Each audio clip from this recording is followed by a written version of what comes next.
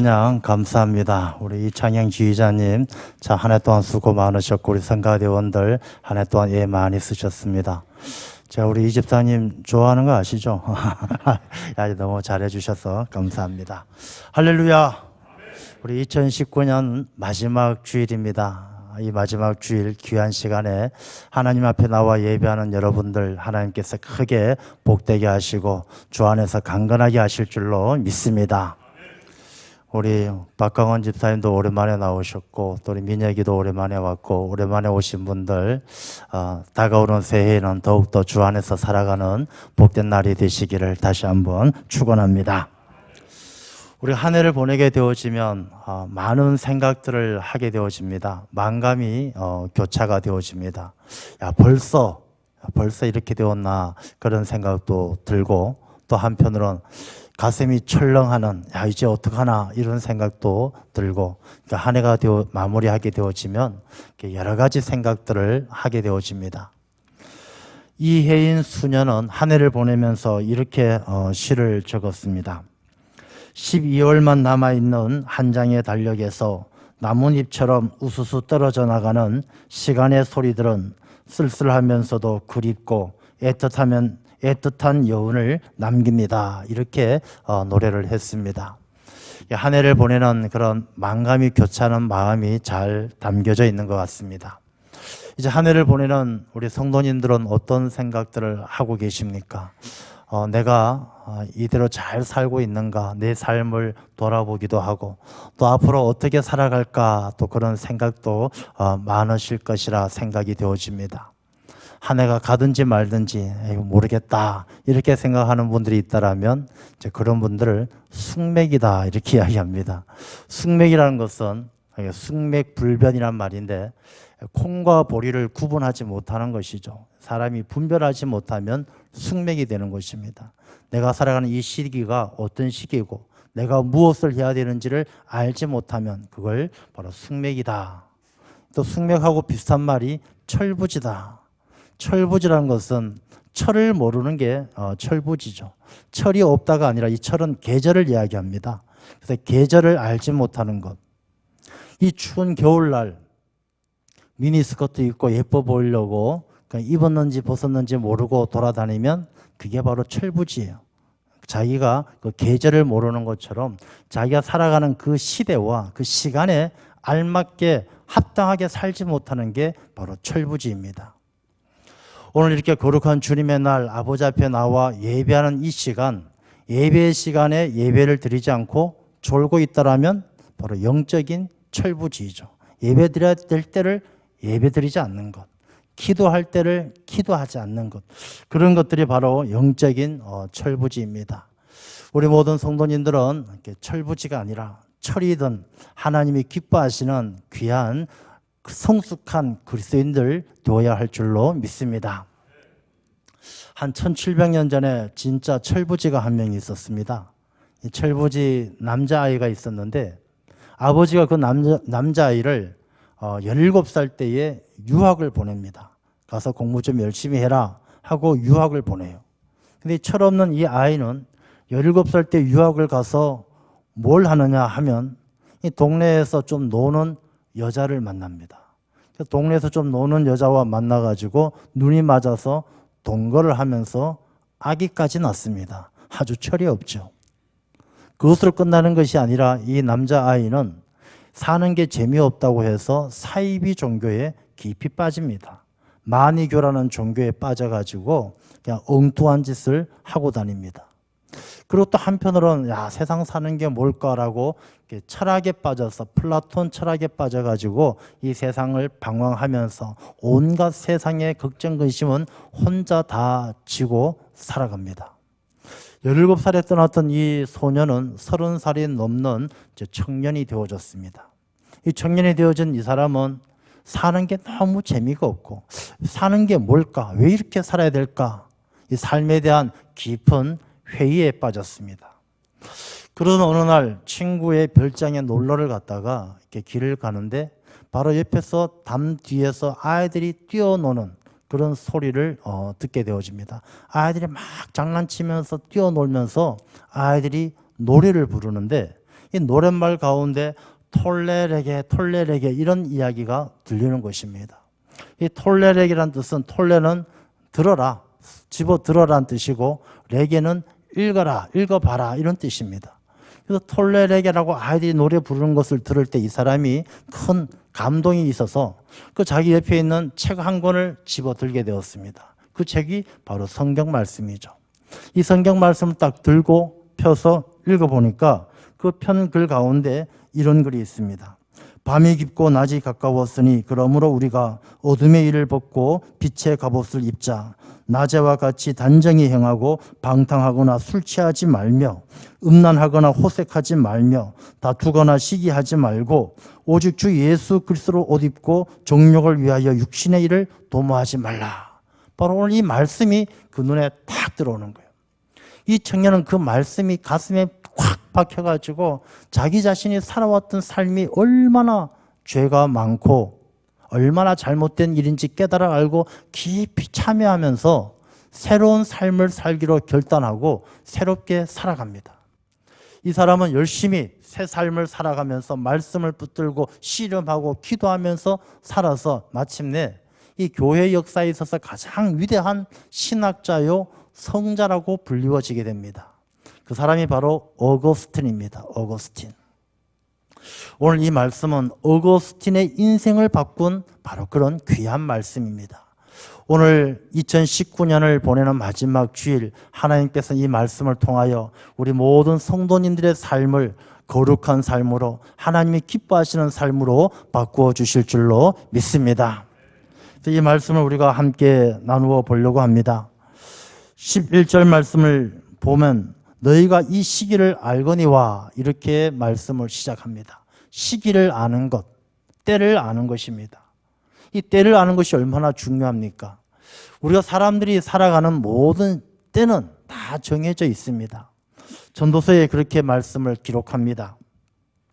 범사의 기한이 있고 천하 만사가 다 때가 있나니 날 때가 있고 죽을 때가 있으며 심을 때가 있고 심은 것을 뽑을 때가 있으며 죽일 때가 있고 치료할 때가 있으며 헐 때가 있고 세울 때가 있으며 울 때가 있고 웃을 때가 있으며 슬퍼할 때가 있고 춤출 때가 있다. 다 때가 있다는 것입니다. 때라는 것이 참 중요하죠. 우리가 아무리 자기 자신이 능력이 있어도 때를 놓치면 소용이 없습니다. 농부가 아무리 좋은 종자가 있어도 씨앗이 아무리 좋아도 파종해야 될 시기를 놓치면 그 때를 놓치면 종자가 소용이 없습니다. 아무리 좋은 농기계가 있고 아무리 농사를 잘 지어도 풀을 뽑아야 될 때 풀을 뽑지 않고 추수할 때 추수하지 않으면 그 농사는 망치게 되어져 있는 것입니다. 이 때를 잘 아는 것이 그만큼 중요합니다. 그리고 오늘 본문의 말씀은 우리에게 어떤 때인 것을 말씀하시느냐. 11절에 자다가 깰 때가 벌써 되었으니 자다가 깰 때가 되었다는 것입니다. 자지 말고 깨시기 바랍니다. 지금은 잘 때가 아니라 깰 때라는 것입니다. 자다가 깰 때라는 이 말씀의 의미가 무엇이겠습니까? 잠을 자다가 깰 때가 되었다는 것은 이제 새날이 찾아온다는 것이고 그 새날을 우리가 다시금 깨어나서 열심히 살아갈 수 있는 기회가 주어진다는 것입니다. 우리가 2019년을 마무리하고 2020년 새해를 맞이하는 이때가 하나님께서 우리에게 주신 얼마나 놀라운 기회인지 이 말씀을 생각해 보면 너무나 가슴이 벅찬 거예요. 이 세상에서 그 잠에서 깨어나지 못하고 2018년이든 19년이든 20년이든 구분 없이 다 잠들어 있는 사람들이 그렇게 많은데 우리가 2019년 마지막 주일 이 말씀을 통해서 우리에게 자다가 깰 때가 되었다는 것은 우리가 정신이 번쩍 들게 하는 말씀이에요. 사람들이 살아가면서 놓쳐버린 것을 되돌이킬 수 없는 것이 4가지가 있습니다. 처음에 우리는 시위를 떠난 화살을 돌이킬 수가 없어요. 활을 탁 쏘았는데 화살을 놓아버렸습니다. 날아가는 화살을 우리가 붙들고 돌이킬 수가 없습니다. 두 번째는 우리가 입에서 내뱉은 말입니다. 말은 주워 담을 수가 없어요. 미안해, 실수, 취소할게. 그러나 이미 다른 사람의 마음에 박힌 그 말을 주워 담을 수는 없는 것입니다. 세 번째는 지나가 버린 시간이에요. 우리가 수십조 원이 있어도, 수천억, 수십조 원이 있어도 우리의 청춘을 돈으로 살 수는 없습니다. 지나가 버린 시간은 돌이킬 수가 없는 것입니다. 네 번째가 잃어버린 기회입니다. 잃어버린 기회는 다시금 우리가 잡을 수가 없습니다. 그리스 로마 신화에 나오는 기회의 신이 카이로스입니다. 카이로스가 어떻게 생겼느냐? 그 남아있는 벽화를 보게 되면 이 카이로스의 생민새가 날개가 달려있어요. 날개가 달려있고 어깨에만 날개가 달려있는 것이 아니라 발 뒤꿈치에도 날개가 달려있어요. 차로 말한다면 스포츠카예요. 굉장히 빨리 날아다니는 것이죠. 기회는 순식간에 지나간다는 것입니다. 이 카이로스의 손에는 뭐가 들려져 있느냐? 한 손에는 저울이 달려있고 저울이 들려있고 한 손에는 칼이 들려있어요. 우리가 주어진 기회를 빨리 저울질해서 판단해서 칼로 자르듯이 빨리 판단하지 않으면 이 기회는 쏜살같이 지나가는 것입니다. 카이로스는 옷을 홀딱 벗고 있어요. 모든 사람들이 그 사람을 주목하게끔 다 쳐다볼 수 있게끔 홀딱 벗고 있어요. 기회는 누구에게나 다 주어지는 것입니다. 그리고 카이로스는 앞에는 머리가 장발이에요. 머리카락이 긴데 뒤쪽으로는 하나도 없어요. 맨질맨질해요. 이 카이로스 기회는 앞에서만 잡을 수 있지 지나가 버리면 뒤에서는 잡을 수 없는 것이 바로 이 카이로스 기회의 신의 모습입니다. 물론 여러 가지 함축적인 의미를 담겨져 있는 표현이지만 그만큼 기회라는 것은 잡지 않으면, 놓쳐버리면 다시 잡기 힘들다는 것입니다. 오늘 2019년 마지막 주일 이 자리에서 이 말씀을 듣는 것, 하나님께서 우리에게 주신 아주 귀한 기회인 줄로 믿습니다. 자다가 깰 때 우리가 깨서 새로운 삶을 살아갈 수 있는 아주 하나님께서 우리에게 주신 가장 귀한 이 기회를 꼭 붙들고 우리의 삶이 철부지가 아니라 성숙한 그리스도인들이 되어야 할 줄로 믿습니다. 자다가 깰 때가 되었습니다. 근데 이 자다가 깰 때가 12절 말씀을 보면 밤이 깊고 낮이 가까이 왔다. 무전 자다가 깰 때가 된 건 밤이 깊고 낮이 가까이 온 것이죠. 밤이란 것은 뭐 여러 가지 밤이 있습니다. 낮이 지나면 밤이 찾아오고 또 그 밤이 지나면 낮이 오고 이런 시간의 흐름 속에 있는 밤도 있고 또 인생의 밤도 있죠. 인생의 고통스러운 시간들, 좌절과 절망의 시간, 인생의 밤이 있습니다. 역사의 밤도 있어요. 우리 민족이 일본의 지배를 받았던 그 시기, 억압당하고 착취당하고 고통당했던 그 시기가 역사의 밤이죠. 또 오늘 본문의 말씀에서 이 깊어가는 밤은 그런 밤이 아니라 영적인 밤. 이 영적인 밤이란 것은 내 영혼이 어둠에 둘러싸여, 어둠의 세력에 둘러싸여 앞을 바라보지 못하고 깜깜한 어둠 속에 갇혀있는 그것이 바로 밤이라는 것이죠. 우리가 눈 부릅뜨고 이 대명천지, 이 밝은 세상을 살아가니까 내 인생은 낮이다 그렇게 생각하십니까? 내 영혼이 하나님으로부터 멀리 떨어져 있어서 하나님의 뜻이 어디 있는지 알지 못하고 내가 살아가는 내 발걸음이, 내 인생의 발걸음이 어디를 향해서 걸어가는지 알지 못하고 어둠 속에 걸어 다니고 있다라면 그것이 바로 밤이에요. 밤. 이 밤이 깊어가고 깰 때가 되었다는 것입니다. 낮이 찾아온다는 것입니다. 이 낮이 찾아오면 우리의 삶이 달라져야 되죠. 오늘 본문의 말씀은 어둠의 일을 벗고 빛의 갑옷을 입어야 한다 이렇게 말씀을 하십니다. 우리가 자다가 깨서 이제 아침 새날을 맞이하려면 이제 어둠 속에 있었던 일을 다 벗어버리고 빛의 갑옷, 낮에 합당하게 살아가는 삶의 모습으로 바뀌어야 한다는 것입니다. 그럼 우리가 벗어버려야 될 어둠의 일이 무엇이겠습니까? 우리가 자다가 깨어나서 이제 낮이 가까이 오고 정말로 새롭게 살아가기를 원하는 하나님께서 내게 주신 이 놀라운 기회를 붙들고 하나님이 기뻐하는 삶을 살아가기 위해서 벗어버려야 될 어둠의 일들이 무엇입니까? 오늘 본문의 말씀은 몇 가지를 이야기합니다. 첫 번째가 방탕함입니다. 방탕함. 이 방탕함이란 것은 코모스라는 단어를 쓰는데 이 그 말의 어원, 그 유래를 보면 의미를 알 수가 있습니다. 이 코모스란 단어의 의미가 무엇이냐 하면 어떤 사람이 달리기 시합에 나갔어요. 옛날에 달리기 시합 나가서 이 경주에서 우승을 했습니다. 우승을 하니까 그 친구들하고 동네 사람들이 모여가지고 밤새도록 그냥 온 동네를 돌아다니면서 자기들 기분에 막 들떠가지고 두드려 부수고 막 차고 그냥 온 동네를 다니면서 왔다 갔다 하면서 자기 기분만 내는 사람들, 그 무리들에서부터 나온 단어가 바로 방탕함이에요. 그래서 이 방탕함이라는 말의 의미를 우리가 유추해서 생각해 보면, 방탕함은 자기 기분에 사는 사람, 다른 사람들이야 뭐 피해를 입든지 잠을 못 자든지 잠을 설치든지 말든지 상관없이 자기 기분 낼 거 다 내고, 자기 두드려 부수고 싶으면 두드려 부수고, 그냥 자기가 소리 지르면 소리 지르고, 자기밖에 모르는 사람이 바로 방탕함이에요.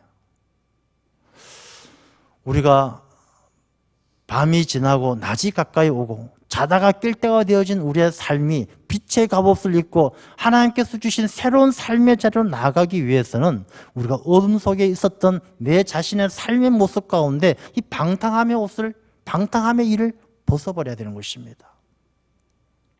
한번 우리 자신을 돌아보시기 바랍니다. 내가 살아오면서 나밖에 생각하지 않았던 시간들은 없었던가? 다른 사람들에게 피해를 주고 불편함을 주면서 까짓건 나 몰라, 나만 기분 좋으면 되지, 나만 즐거우면 되지, 그렇게 살았던 마음이 있었더라면 이제 우리는 그 마음, 어둠의 일을 벗어버려야 할 줄로 믿습니다. 그래야 우리가 새로운 갑옷을, 빛의 갑옷을, 빛은 바로 그리스도죠, 그리스도의 갑옷을 입을 수가 있는 것입니다. 그 다음에 우리가 벗어버려야 될 일이 무엇이냐 하면 술 취함입니다. 술 취함. 원래 이 술 취한다는 것은 동서고금을 막론하고 술 취하는 것을 좋게 보는 사람들은 없었습니다. 술 취하는 것은 무례한 일이에요. 사람들에게 예의에 벗어나는 일입니다. 술 취하면 이성이 마비되어집니다. 그래서 술 취하면 꼭 사고를 치는 것이죠. 우리나라도 보게 되면 이 술 먹은 사람들이 다 사고 치잖아요. 음주운전, 술 먹고, 폭행, 성폭행, 살인, 이 술 먹고 저지른 일들이 얼마나 많습니까? 술은 필연적으로 이성을 마비시키고 양심을 마비시켜서 이 죄악의 길로 이끌어가는 인도자가 바로 술이라는 것입니다. 세계적으로 가장 양주를 많이 수입하는 나라, 어느 나라? 우리나라. 1인당 술 소비율이 가장 높은 나라, 어느 나라? 우리나라. 좋은 나라입니까? 나쁜 나라입니까? 저는 우리나라 법 체계에 있어서 상당히 이렇게 못마땅한 부분 중에 하나가 바로 이 술에 관한 것입니다. 왜 우리나라는 이렇게 술에 관대한지 모르겠어요. 술을 먹고 범죄를 저지르면 이 술을 먹고 정신이 혼미한 상태를 법적 용어로 명정 상태라고 이야기하는데, 이 술을 먹고 살인을 저지르거나 성폭행을 하거나 이러면 더 엄하게 벌을 주어야 마땅한데, 이 술을 먹고 그렇게 범행을 저지르는 사람들을 보면 판결을 보면 오히려 이게 책임 조각 사유가 되어서 책임을 더 줄여주는 거예요. 아, 당신이 아무것도 몰랐으니까, 술 취했으니까 뭐 그럴 수도 있지 하고 더 많이 벌 줘야 될 것을 더 적게 주는 것, 도대체가 이해가 가지 않는 그런 판결을 저는 아주 못마땅하게 생각합니다. 제가 나중에 대통령이 되면 이 법을 한번 고쳐볼까 생각은 해보고 있는데, 믿음이 아주 좋군요. 예. 이 잘못된 법이에요. 얼마 전에도 이 경찰관 한 명이 죽었어요. 친구하고 같이 자다가 친구가 죽였어요. 근데 범인을 잡았는데 왜 그랬느냐? 모르겠대. 술 취해가지고 내가 왜 죽였는지 모르고 어떻게 죽였는지도 모르고 술에 취해서 아무 기억이 안 난대요. 참, 이런 사람을 더 엄하게 가중처벌을 해야 되는 것입니다. 술 취함은 어둠의 일이에요. 어둠의 일. 사람을 어둠 속에 갇혀가지고 숙맥으로 만들고 철부지로 만들고 이 사람을 악하게 죄인으로 만드는 것이 바로 술 취함입니다. 우리가 꼭 알코올뿐만 아니라 이 술은 세상에서 주는 기쁨을 이야기하는 것입니다. 세상의 즐거움이 취하면, 세상에서 주는 세상의 맛에 취해버리면 이성이 마비되고 양심이 마비되어서 죄악의 길로 가는 것입니다. 술 취함을 벗어버리듯이 우리가 내 이성과 내 신앙적인 양심, 이것을 마비시키는 이 세상의 술, 세상의 즐거움 우리가 벗어버려야 할 줄로 믿습니다. 또한 이 술을 마시게 되면 음란과 호색, 이 음란하고 호색하다는 것은 타락하는 것이죠. 영적인 타락입니다. 영적인 밤에 음란과 호색은 바로 영적인 타락, 세상의 즐거움과 세상의 쾌락에 빠지는 것을 의미하는 것입니다. 이 세상에 빠지는 것이죠. 다툼과 시기, 다투거나 시기하지 말고. 다투는 것 왜 다투니까? 왜 다투요? 여러분 싸울 때, 우리 다툴 때 대부분의 사람들은 그렇게 이야기합니다. 자기 생각이 맞고 상대방의 생각이 틀리니까 다툰다라고 그렇게 생각합니다. 정말 그렇습니까? 아닙니다. 다투는 이유를 가만히 들여다보게 되어지면 이 다투는 이유가 내가 맞고 상대방이 틀려서가 아니라 내가 어떻게든 제일 높은 자리에 올라서겠다라는 교만함 때문에 싸우는 거예요. 부부가 싸우는 게 남편 말이 듣고 남편 말이 맞고 아내 말이 틀려서 싸웁니까? 아내 말이 맞고 남편 말이 틀려서 싸웁니까? 내 말이 맞을 수도 있고 상대방 말이 맞을 수도 있고 둘 다 맞기도 하고 내 말이 틀리고 상대방 말이 맞아도 싸우는 거예요. 그래도 싸우는 거예요. 왜? 내가 이겨야 되니까. 이 사람의 마음의 교만함이 다툼을 일으키는 것입니다. 나라의 많은 어려운 일들, 복잡한 일들 가지고 TV에서 이 농객들이 나와서 여와 야가 나누어서 다투고 진보와 보수가 다투고 다투는 내용들 가만히 들어보면 이게 맞고 틀림의 문제가 아니라 자기가 이기지 않고는 견디지 못해서 다투는 거예요. 이 다툼은 교만함에서 오는 것입니다. 우리가 어둠의 일, 이 다툼을 벗어버리기 위해서는 내가 겸손하지 않으면 이 다툼을 벗을 수가 없는 것입니다. 내가 교만한 것, 내가 어둠의 일이고 그 어둠의 일은 나를 이 좌절과 절망의 낭떠러지로 끌고 가는 것입니다. 시기라는 것이 무엇입니까? 시기는 야, 저 사람 참 부럽다. 부러워하는 것이 시기가 아니라 자기가 갖지 못한 것을 누군가 가지고 있을 때 어떻게든 그 사람을 끌어내리려고 하는 마음, 미워하는 마음, 불평과 불만이 쌓인 마음, 그게 바로 시기하는 마음이죠. 내가 갖지 못하는 것을 누군가 가졌을 때 견디지 못하는 마음, 이게 바로 어둠의 일이고 우리를 어둠 속에 가두어두는 어둠 속에서 일어나는 일들인데 우리가 깰 때가 되어졌고 밤이 깊어 낮이 가까이 오는 이때에 이 어둠의 일을 벗어버리지 않으면 안 되는 것입니다. 파출소에 가면 파출소에 사람들이 제일 많을 때가 언제인지 아십니까? 파출소에 사람이 제일 많을 때는 새벽입니다. 새벽. 밤새도록 술 먹고 싸우다가 끌려오는 사람, 술 먹고 퍼질러서 길거리에서 죽어가다 얼어 죽을까 봐 다시 차에 싣고 오는 사람, 어디가 터져서 얼굴 깨져갖고 피 질질 흘리면서 오는 사람, 남자친구한테 머리채 붙들려서 끌려오는 사람, 얼굴 핥힌 사람, 다 이런 사람들이 새벽에 모여드는 거예요. 이 말씀은 우리가 밤이 깊어서 낮이 가까이 오기 바로 직전에 가장 죄인들이 많고 이 세상이 죄악이 관영하다는 것입니다. 그래서 성경 말씀은 마지막 때가 노아의 때와 같고 소돔의 때와 같다 이렇게 말씀하시는 것입니다. 우리가 살아가는 이 시대를 이 시기를 알거니와 이 시대를 똑바로 눈뜨고 보십시오. 정말로 죄인들이 차고 넘쳐나는 이 시대가 바로 이 새벽에 쏟아지는 이 죄인들로 쏟아지는 파출소처럼 이 시대가 정말로 많은 죄인들로 쏟아져서 이제 머지않아 마지막 때가 오고 주님께서 다시 오실 때가 멀지 않았음을 알게 하는 것이죠. 우리가 이 어둠을 벗어버리고 어둠의 일을 벗어버리고 빛의 갑옷을 입고 주님께서 오실 그날을 기다려야 하는 것입니다. 우리가 철부지가 되지 않기 위해서는 스스로 돌아보아야 합니다. 오늘 이 본문의 말씀은 로마 교회에 주시는 말씀이에요. 사도 바울이 로마 교회에 보낸 서신입니다. 그래서 이 말씀은 믿지 않는 사람들에게 주는 말씀이 아니라 믿는 사람들에게 주는 말씀이에요. 성도들에게 주는 말씀이고 오늘날 우리에게 주시는 말씀이에요. 이 말씀을 왜 우리에게 주시겠습니까?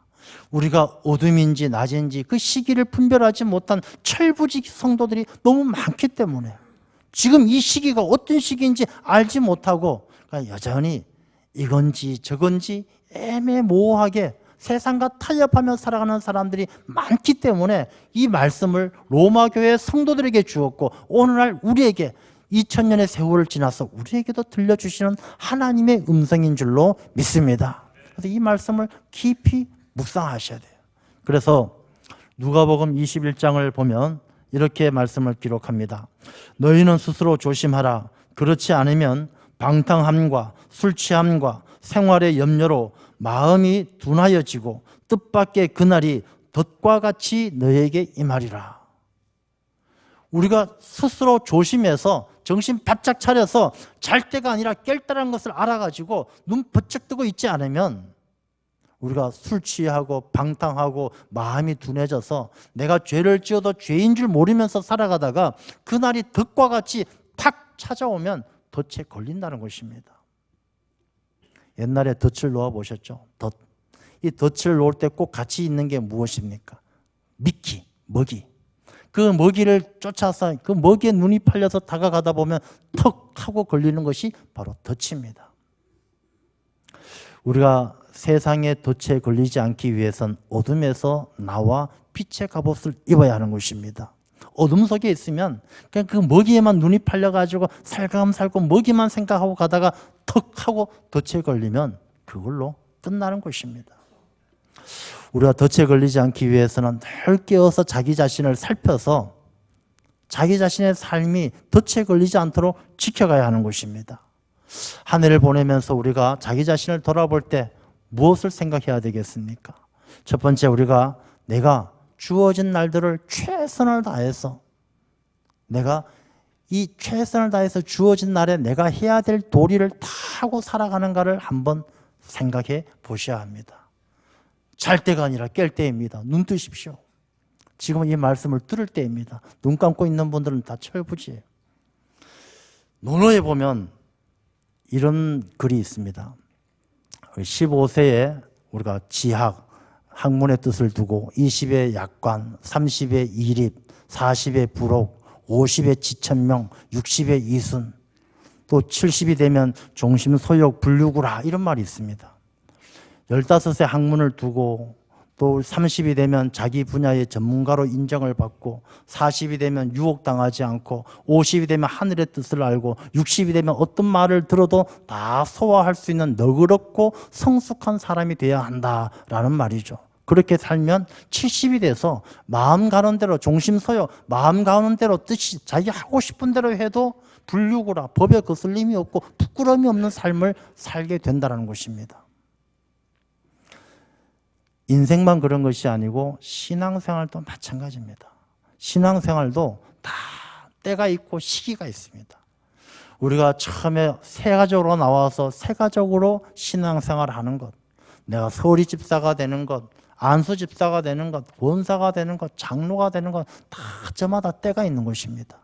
그런데 40이면 불혹, 유혹에 넘어가지 않아야 되는데 40에 말 한마디에 혹하는 사람들이 얼마나 많습니까? 50에 지천명, 하늘의 뜻을 알아야 될 나이에 마누라 뜻도 모르고 맨날 싸우는 사람들이 또 얼마나 많습니까? 철부지에 철부지. 신앙생활도 마찬가지입니다. 우리가 권사가 되고 장로가 되고 다 거기에 걸맞게끔 살아야 되는데 거기에 걸맞는 삶을 신실하게 최선을 다해 살아야 되는데 그렇게 되어 40년, 30년 신앙생활을 하면서도 여전히 10살, 15살 그 처음에 새가족처럼 살아가는 그런 사람들이 있다면 그 삶은 아직도 어둠에 갇혀있는 때를 모르는 철부지라는 것입니다. 그래서 우리가 한 해를 보내는 이때에 내가 나에게 걸맞는 삶을 사는가? 내가 권사의 삶을 사는가? 장로의 삶을 사는가? 목사의 삶을 사는가? 내가 신앙생활 30년 우리 아버지, 할아버지 때로부터 3대째, 4대째 믿음 생활하는 거기에 걸맞는 삶을 사는가? 우리가 돌아보면서 내 삶이 우리가 그 시기에, 그 때에 적절하게 하나님께서 기뻐하시는 삶을 살아가야 할 줄로 믿습니다. 두 번째로 돌아봐야 될 것은 내가 감사하면서 사는가? 우리 감사라는 것은 어떤 분은 그렇게 생각하실 수 있어요. 아유, 목사님, 감사가 참 요즘 감사하기 어렵지 않습니까? 이게 뭐 장사가 잘 됩니까? 몸은 아프죠. 자식놈 속썩이죠. 되는 일은 없죠. 뭐가 감사합니까? 이런 마음이 드는 사람이 있다면요. 그분은 장담하건대 평생 감사할 일이 없어요. 어떤 일이 생겨도 감사가 아니라 불평과 불만이 먼저 떠오르기 때문에 감사할 수 있는 삶이 될 수가 없어요. 이 감사는 일상에서 감사를 찾는 사람이 그 사람이 기쁨의 삶을 살아가는 것이고 행복한 삶을 사는 것입니다. 어떤 목사님이 성도들이 적어낸 기도 제목을 쭉 보다가 어떤 기도 제목을 딱 봤는데 그 기도 제목을 보면서 자기 자신이 얼마나 회개가 되는지, 그 기도 제목이 어떤 내용이었냐 하면은 어떤 젊은 여집사님이 쓴 기도 제목이에요. 목사님 기도해 주세요. 제가 변비가 너무 심해서 화장실에 갈 때마다 너무 고통스럽고 힘들어요. 목사님 기도해 주세요. 우리가 어떻게 생각해 보면 부끄러운 기도 제목이고 내놓기가 어려운 기도 제목인데 이 기도 제목이 목사님에겐 큰 감동이 되었어요. 왜 감동이 되었을까요? 내가 변비가 없어 좋다 이렇게 감동했을까요? 우리가 화장실에 가는 것 자체가 얼마나 감사한지 목사님은 깨닫게 된 것이죠. 제가 신방을 다녀보면 병원에 가보면 제일 고통스러운 것이 뭐냐, 이 대소변을 혼자 힘으로 화장실을 가지 못해서 이 대소변 받아내는 게 참 부끄럽고 힘든 일이에요. 자기 힘으로 걸어서 화장실 간다는 것이 얼마나 감사한 일인지 한번 느껴보셨습니까? 자기 힘으로 걸어서 화장실 간다는 것만 해도 감사한 일이에요. 화장실이 있다는 것만 해도 감사한 것입니다. 이 세상에서, 이 지구상에서 화장실을 우리나라 사람들처럼 자기 집안에 깨끗한 화장실 두고 마음대로 쓰는 사람이 전체 인구에서 20%가 안 돼요. 인도에는 화장실이 거의 없습니다. 아예 이 대도시 말고는 지방에는 아예 화장실이 없어요. 그래서 화장실이 없어가지고 아침에 일어나면은 제일 먼저 하는 일이 무엇이냐? 엄마하고 아이들 손잡고 저 으슥한데 저 더러운 곳에 찾아가고 대소변 보는 것이 아침의 일이에요.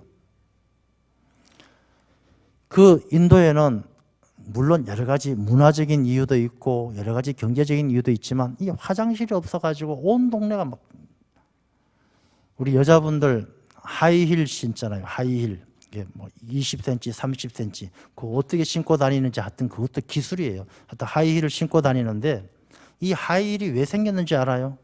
이게 거리에 그 더러운 변들 피하려고 생긴 게 하이힐이에요. 이 여자분들 뭣도 모르고 좋다고 삐딱삐딱 신고 다니는데 그게 사실은 똥 밟을까 봐 만들어진 신발이 바로 하이힐이에요. 옛날엔 남자들도 신고 다녔습니다. 그렇게 거리에 막 더럽고 이런 것들이 넘쳐나던 그런 나라가 과거에만 있었던 것이 아니라 지금도 있는 거예요. 지금 우리나라 화장실, 휴게소 화장실 가보면 아주 세계적으로 화장실도 한류예요, 한류. 외국에서 화장실 견학하러 우리나라 옵니다. 진짜로. 그 얼마나 감사한 일이에요. 따뜻한 물도 나오잖아요. 밑에서 막 물이 올라와 비데도 나와요. 제가 탈북자들 프로그램을 이렇게 보다 보면 탈북자들이 처음에 와서 화장실 가서 비데를 보고 놀라가지고 이 비데를 쓸 줄 몰라서 아주 애를 많이 먹었다는, 비데 물을 받아 먹어본 사람도 있고 그걸로 세수해 본 사람도 있고 있다는 얘기를 들어봐요. 그리고 그 비데를 알고 나서 이 비데 쓰는 게 그렇게 좋아가지고 이 비데 쓰는 재미로 별 볼 일도 없이 화장실 가는 사람도 있다라고 그런 얘기하는 것을 들어봤어요. 감사할 만하지 않습니까? 근데 우리가 진짜 화장실 한번 다녀오면서 감사합니까? 우리 한 해를 보내면서 내 삶에 정말로 깊은 감사가 있는 그런 삶이 되어야 할 줄로 믿습니다. 또한 우리가 돌아봐야 할 것은 내가 사람답게 사는가? 이웃을 돌보면서 이웃들을 사랑하며 사는가?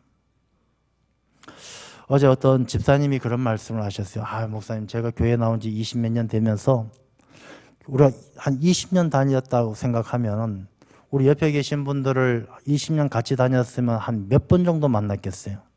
그러니까 1년에 50번, 주일만 따져도 50번 하면 20년 1000번 아니겠어요? 1000번. 옆에 계신 분들 가만히 보면 1000번 이상씩 만난 사람이에요. 인생을 살아가면서 가족들 빼고 1000번 만날 수 있는 사람 별로 없어요. 대단하지 않습니까? 그렇게 소중하고 귀한 사람이에요. 근데 20년, 25년이 지나고 나니까 그 한 사람이 너무너무 소중한 게 마음에 와닿는다는 거예요. 그분이 건강했으면 좋겠고, 그분이 오래 살았으면 좋겠고, 그분이 교회 잘 나왔으면 좋겠고, 이웃 사랑의 마음이 생긴다는 것이죠. 사람은 하나님께서 혼자 있는 것을 보고 좋아하지 않으셨어요. 아담을 혼자 만들어 놓고 보니까 좋아하지 않아서 돕는 배필로 사람을 이브를 만드셔서 둘이 같이 있게 만드셨어요. 사람의 이 본성은 서로 돕고 사는데 사람다움이 있는 것입니다. 혼자 살면 재미가 없어요. 이 세상에 다 아무도 없고 나 혼자라고 생각해 보십시오. 내가 잘생겼다고 알아주는 사람도 없어요. 내가 공부 잘한다고 똑똑하다고 칭찬해 주는 사람도 없어요.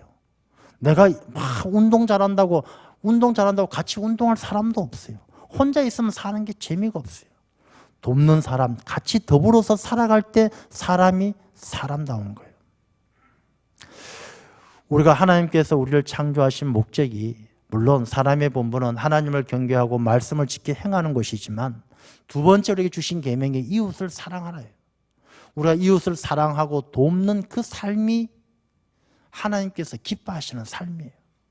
그래서 우리가 한 해를 보내면서 야, 내 인생은 뭐 어떻고 내가 내년에 어떻게 살까 나만 생각할 것이 아니라 소외당하고 고통당하고 아파하는 이웃들을 돌보는 삶이 되어야 할 줄로 믿습니다. 그래서 내가 주어진 시간 이 시기를 내가 살아가는 이 시기 내가 목사면 목사답게 장로면 장로답게 권사면 권사답게 최선을 다해서 하나님 보시기에 합당한 삶을 살아가는 것 감사를 잃지 않고 살아가는 것 이웃을 사랑하며 그들과 더불어 살아가는 것 이것이 바로 예수 그리스도의 옷이고 우리가 입어야 될 빛의 갑옷인 줄로 믿습니다.